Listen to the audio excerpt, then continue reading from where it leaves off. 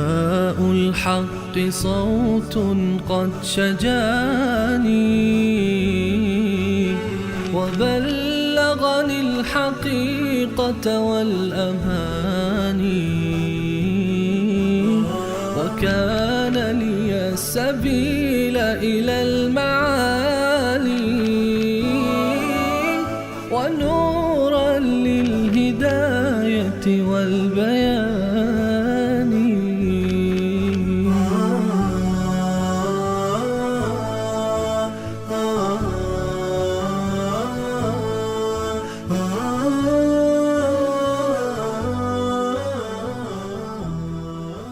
بسم الله الرحمن الرحیم. اللهم صل علی محمد و علی آل محمد کما صلیت علی ابراهیم و علی آل ابراهیم انک حمید مجید و بارک علی محمد و علی آل محمد کما بارکت علی ابراهیم و علی آل ابراهیم انک حمید مجید. عرض سلام دارم و ادب و احترام خدمت همه شما خوبان و سروران. امیدوارم هر کجا که هستید در سایه الطاف الله متعال هر روز و هر لحظه زندگیتان زیباتر از روزها و لحظات گذشته آن سپری گردد.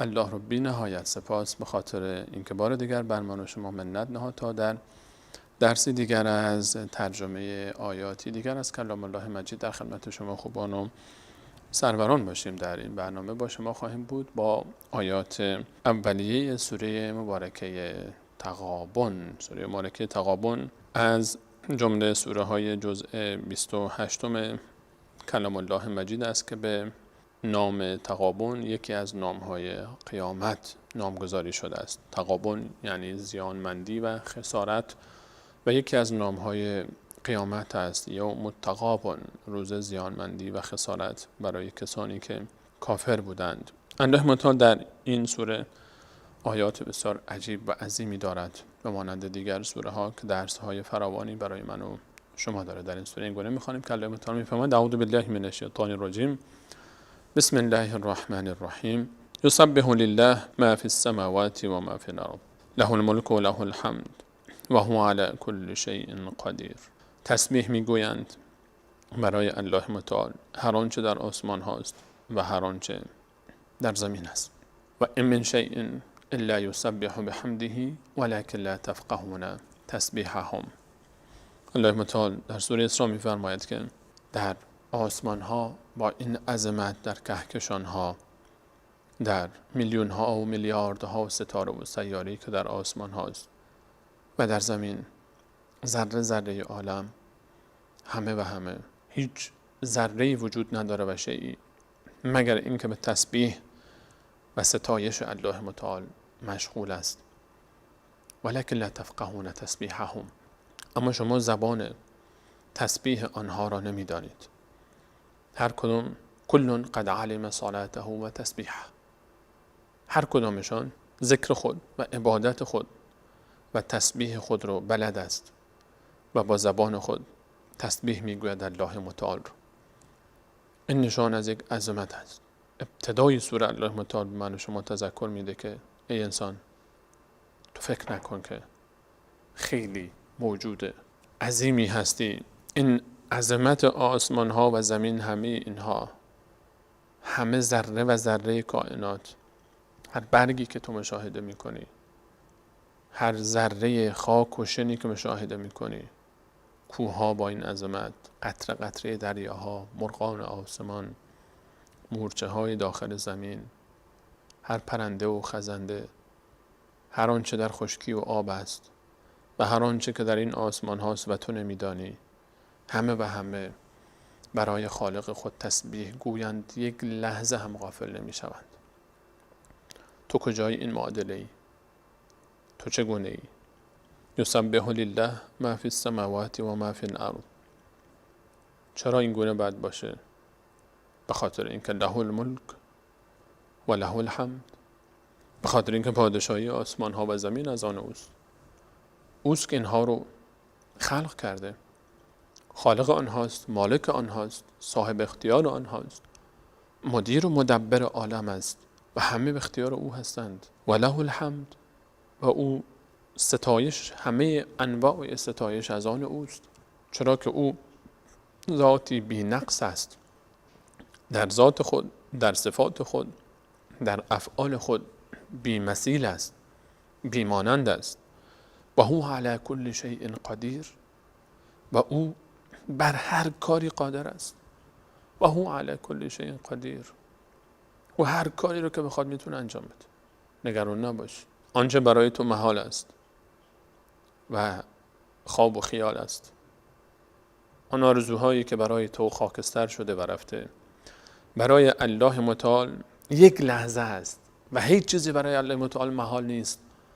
اگر بخواد در همون خاکستر رؤیاها و آرزوهای تو بذر امید رو دوباره زنده خواهد کرد که جوانه بزنه و شکوفه بده و تو ببینی که چگونه امید و آرزوهای تو به بار نشست و ثمر داد. و هو علی کل شیء قدیر. کافیه که بهش اعتماد بکنی. کافیه که تو هم تسبیح بگی همون گونه‌ای که آنچه در آسمان ها و زمین است برای الله متعال تسبیح میگویند و تسبیح او رو به خوبی بلدند و مشغولند. له الملک و له الحمد و هو علی کل شیء قدیر. چقدر این آیات زیباست، چقدر قشنگ این وصف، چقدر انسان خوشش میاد وقتی که این تعابیر رو میشنوه و این عظمت رو درک میکنه. لذت میبره انسان. هو الذی خلقکم، اوست که شما رو خلق کرده. توی انسان رو او خلق کرده. او خالق توست، مالک توست، مهربانتر از مادر تو به تو و مهربانتر از خود تو به جان تو اوست. هو الذی خلقکم فمنکم کافرون. یک عده حالا کافر شدن و نپذیرفتن و قبول نکردن. و منکم مؤمن، و عده از شماها ایمان آوردید به اون و او رو به عنوان مالک و خالق و رازق و مدیر و مدبر و الله خود پذیرفته اید. والله بما تعملون بصیر، و الله به آنچه انجام میدهید بیناست، میبیند شما رو در هر جایی که باشید، در هر گوشه و هر میدان. او حرکت مورچه سیاه در شب تاریک و سیاه بر صخره‌ای سیاه در گوشه ای از عالم رو به خوبی میبیند. والله بما تعملون بصیر. و هر چه انجام بدید الله متعال آگاه است. هر چه کاری بکنی الله متعال از حال تو خبر داره. فکر نکن از حال تو بی خبر است. همه چیز رو میداند. خلق السماوات والارض بالحق. الله متعال آسمان ها و زمین رو خلق کرده با یک حقانیتی، با یک حقیقتی که اون حقیقت وجود اوست و راهی که به سوی او میرسه. خالق آسمان ها و زمین اوست. برای یک هدفی آفریده این آسمان و زمین رو. افحسبتم انما خلقناکم عبثا. آیا شما گمان میکنید که من الله با عظمت شما رو همینجوری عبث آفریدم؟ و انکم الینا لا ترجعون، و شما به سوی من الله با عظمت بر نخواهید گشت؟ آیا فکر میکنید این گونه است؟ این گونه نیست. و صورکم فاحسن صورکم، شما رو صورتگری نموده، شما رو شکل و شمایل داده. نقاشی که المصور یکی از صفات الله متعال است و نامهای ایشان. چقدر شکل و شمایل هست. یک تصور کنید چند میلیارد انسان، همه شکل‌ها و شمایل و قیافه‌هاش رو نگاه بکنید که در یک فضای چند سانتی متری چقدر تنوع چهره. و همین حکایت برای حیوانات و پرندگان و خزندگان و درندگان و درختها و سنگها. صورتگری، این ذات عظیم، این ذات جمیل و زیبا. صورکم و احسن صورکم و الیه المصیر. بازگشت شما به سوی اوست، برمیگردید به سوی او. واتقوا یوما ترجعون فیه الی الله. بترسید از اون روزی که به سوی الله متعال باز میگردید که دست خالی باشید. ان لله و انا الیه راجعون.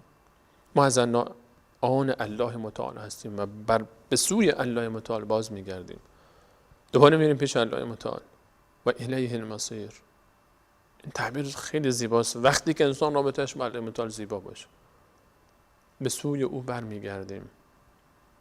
وقتی انسان دوست داشته باشه الله متعال رو و با او زندگی خوبی داشته در دنیا، زندگیش بر اساس رضایت او برنامه ریزی شده. اون موقع وقتی که برمیگرده به پیش الله متعال خوشحال است، مشتاق دیدار است، نمیترسه از مرگ، چون میره پیش الله مهربانتر از مادر و همسر و فرزند و خود انسان به انسان.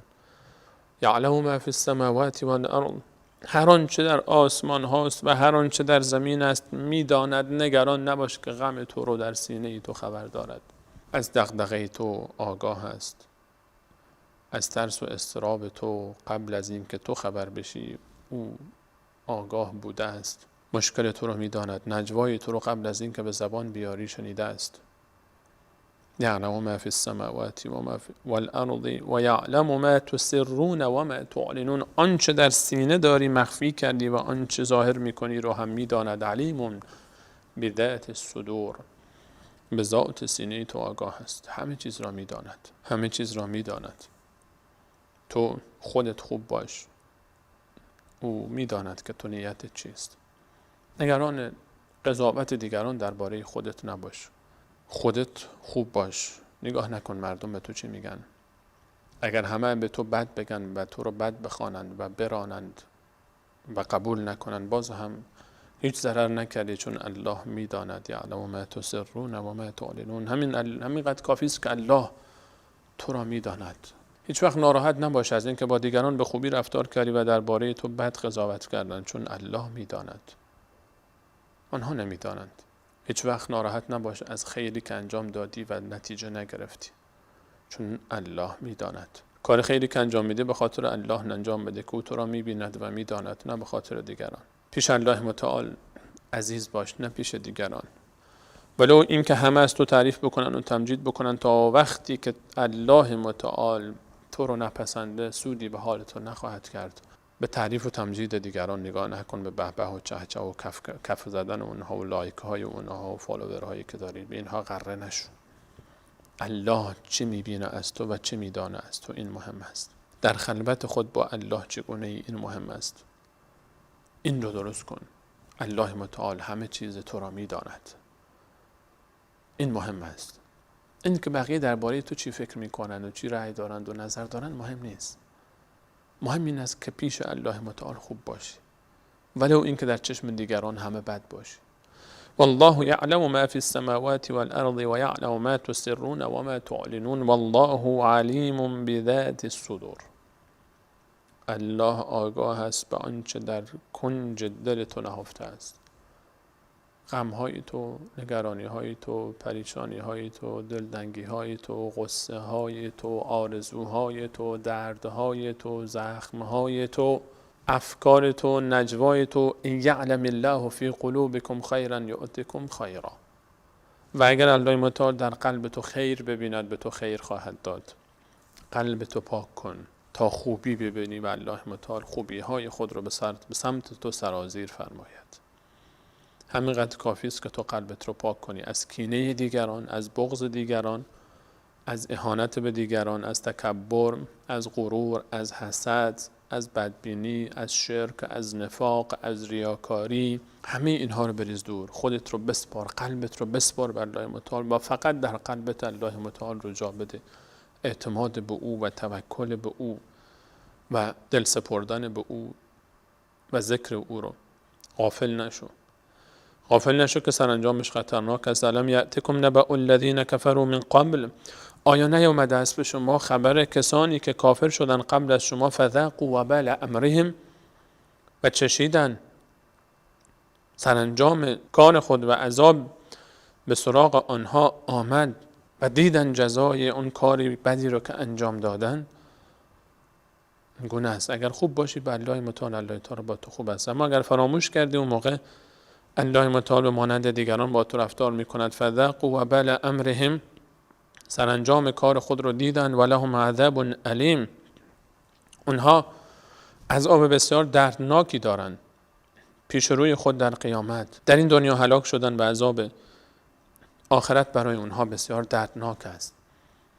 چرا؟ ذلک بانه کانت تأتیهم رسلهم بالبینات، پیامبرانشون با دلایلی واضح و آشکار آمدن و پیششان اونها رو راهنمایی کردن به سوی الله متعال و به راه حق.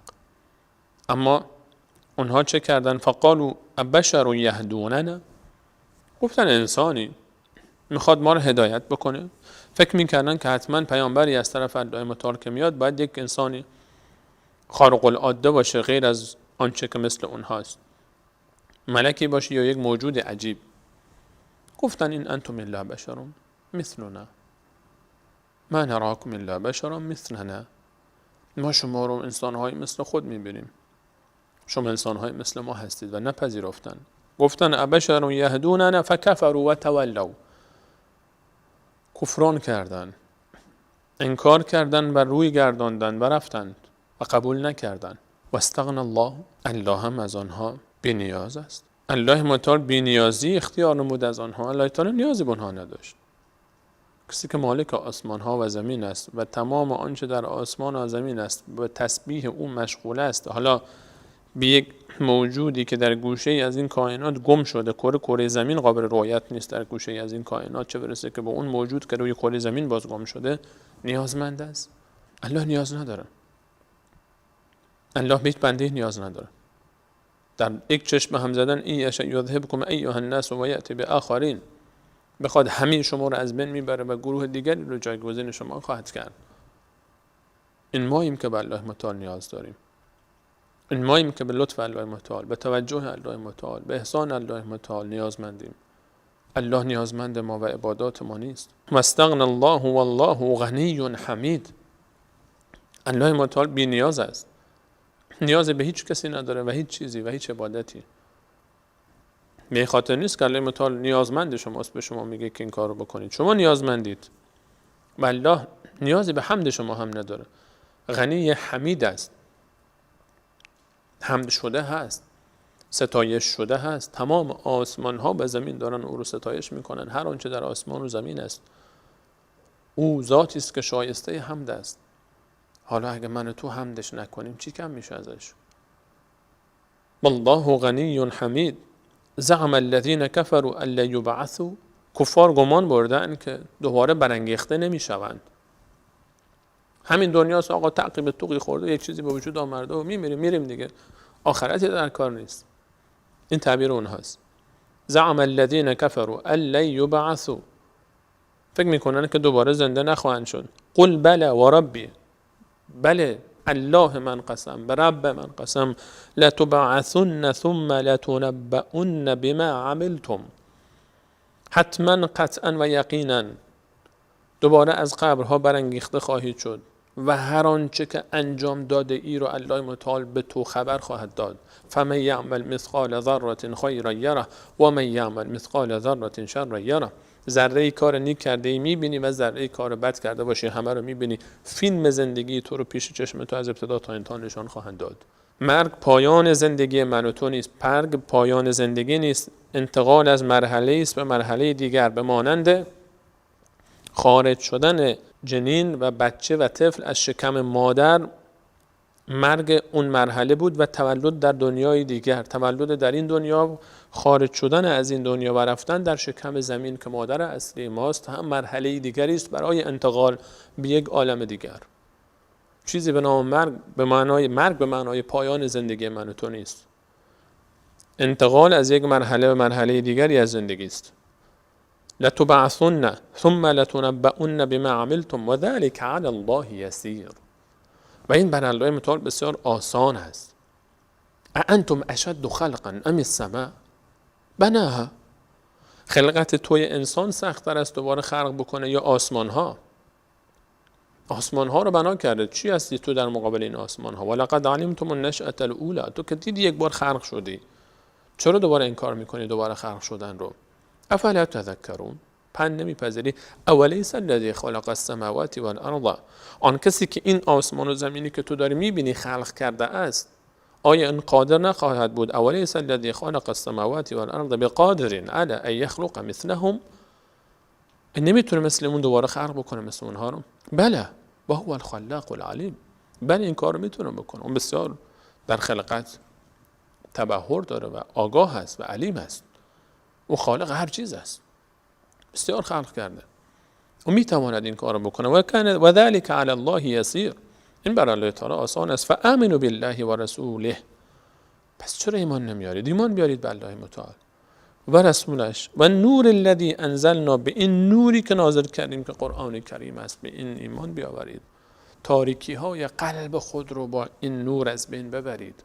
این نور رو در زندگی بیارید تا منور بشه زندگی شما، تا دید شما نسبت به زندگی تغییر بکنه، تا این نور زندگی شما رو متحول بکنه، تا معنای سعادت و خوشبختی رو در زندگی بفهمید.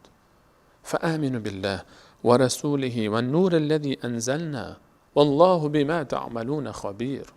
الله متعال هر کاری تو انجام میدی آگاه است. خودت رو بسپار به کسی که هر لحظه زندگی تو را میداند و در هیچ صفتی از صفات خود نقص نداره. و فراموش نکن که یوم یجمعکم لیوم الجمع، یک روزی الله متعال همه شما را جمع می کند. این یک حقیقت غیر قابل انکار است، بپذیری یا نپذیری. این مسیر من و توست. یک روزی من و تو جمع میشیم به پیش الله متعال. چند میلیارد انسان امروزی، چند میلیارد قبل از من و تو و چند میلیارد بعد از من و تو، همه جمع خواهیم شد. یوم یجمعکم لیوم الجمع، اون روزی که الله متعال همه شما رو جمع میکنه در روز جمع کردن، روز قیامت. یکی از نامهای قیامت یوم الجمع، روزی که همه جمع میشن کنار هم. اون روز روز سختی خواهد بود. اون روز روز کارنامه اعمال است. اون روز روز اعلان نتایجه. تو همین دنیا وقتی امتحانی میده، روزی که نتایج اعلام میشه دلهوره داره انسان که من قبول شدم دانشگاه یا نشدم، توی این رشته قبول شدم یا نشدم. و وقتی انسان قبول نمیشه چقدر بده براش این خبر، و وقتی که قبول میشه چقدر خوشحاله. یک دانشگاه سال چی رو از دست میده؟ نهایتش یک مدرک است، یک کار هست. اما به دوزخ نمیره که، اما به عذاب که نمیره. اونم که به دانشگاه رفته جنت نرفته. اون دنیا حکایت جنت و نار است. لا یستوی اصحاب النار و اصحاب الجنه، اصحاب دوزخ و اصحاب آتش با هم برابر نیستن و اصحاب جنت و باغ. کسانی که در جنتن و کسانی که در عذاب آتش هستن هرگز برابر نیستن. اونجا دو تا مسیر بیشتر نیست، یا جنت است یا آتش و دوزخ. جنت با همه نعمتاش و دوزخ با همه عذاب و ترسش و تلخیهاش. ذلک یوم التغابن، اون روز زیانمندی و خسارت کفار است و مشرکین. اون روز زیانمند میشن. اون روز حسرت اونهاست. وقتی میبینن جاهایی که در جنت میتونستن برن رو مسلمان ها ارث میبرن. برای هر شخصی جایی در دوزخ است و جایی در جنت، هر انسان مسلمان و کافر. وقتی کسی به جنت میرود، مسلمانی، اون کافری که رفته به دوزخ، این مسلمان جای اون کافر رو به ارث میبره در جنت و اون کافر جای مسلمان رو در دوزخ به ارث میبرد. با اون روز زیانمندی و خسارت است برای مشرکین و کفار. و من یؤمن بالله و یعمل صالحا، هر کسی که ایمان بیاورد به الله تعالی و عمل صالح انجام بده، یکفر عنه سیئاته، حتی که در آخرین لحظه حیاتش باشه. هیچ وقت برای توبه کردن دیر نیست. برگرد. ولی این که 80 سال گناه کردی و کفر و شرک و ظلم و انواع و اقسام گناهان رو مرتکب شدی، هر کسی که ایمان بیاره و عمل صالح انجام بده، یکفر عنه سیئاته، تمام گناهانش رو میبخشه، بلکه بیشتر از این، یبدل الله سیئاتهم حسنات، تمام بدیهای او رو تبدیل به نیکی خواهد کرد. و یدخله جنات تجری من تحتها الانهار خالدین فیها ابدا، او رو داخل خواهد کرد به جنتی که در اون جاودانه تا ابد خواهد ماند. تصور کن تو رفتی در جنتی که همهش نعمت است، هر چی بخوای داری. 1,000,000 سال، 1,000,000,000 سال، میلیارد سال، تا کی؟ پایانی نیست اصلا. این رو تصور کن در مقابل این چند صباح زندگی دنیا. چرا میخوای این رو از دست بدی؟ چی گیرت میاد در این دنیا؟ به خاطر چی داری گناه میکنی، ظلم میکنی، ستم میکنی؟ به خاطر اینکه چندرغاز در بیاری، چند روزی بر مسند قدرت باشی، قدرت تلخ و استراب و استرس و دلهوره این دنیا در مقابل اون همه نعمت عظیم اون دنیا. چرا این کار رو میکنی؟ برگرد. ذلک الفوز العظیم، رستگاری حقیقی این است که بری جنت و اونجا لذت ببری از زندگیت. اون روز رو فراموش نکن. نشه که از جمله کسانی باشی که ضرر میبینی روز قیامت. یوم التغابن، به مانند کسانی باش، به مانند موجوداتی که الله متعال رو فراموش نکردن، یسبح لله ما فی السماوات و ما فی الارض. هر چی در آسمان و زمین است به تسبیح الله متعال مشغول است. چه من و تو مشغول باشیم و چه نباشیم. چه خوب که من و تو هم با الله متعال تجدید رابطه بکنیم و فراموش نکنیم که الله متعال همه چیز را می‌داند و از همه چی خبر است و جنت آماده کرده است برای کسانی که با او خوبند. و والله در دنیا جنتی است که اگر کسی در این جنت داخل نشود، در جنت آخرت داخل نخواهد شد. و آن جنت ارتباط با الله متعال، شناخت الله متعال، تفکر نسبت به الله متعال، صفات الله متعال، افعال الله متعال و رابطه با الله متعال است. لذتی که در این دنیا به مانند اون تجربه نخواهد شد. از این که تا این لحظه برنامه خودتون یاری کردید نهایت سپاس رو دارم. در برنامه بعد ان شاء الله با شما ادامه خواهیم داد. ادامه آیات سوره مبارکه تغابن رو همراه ما باشید. نداء الحق صوت قد شجاني وبلغني الحقيقة والأماني وكان لي السبيل إلى المعاني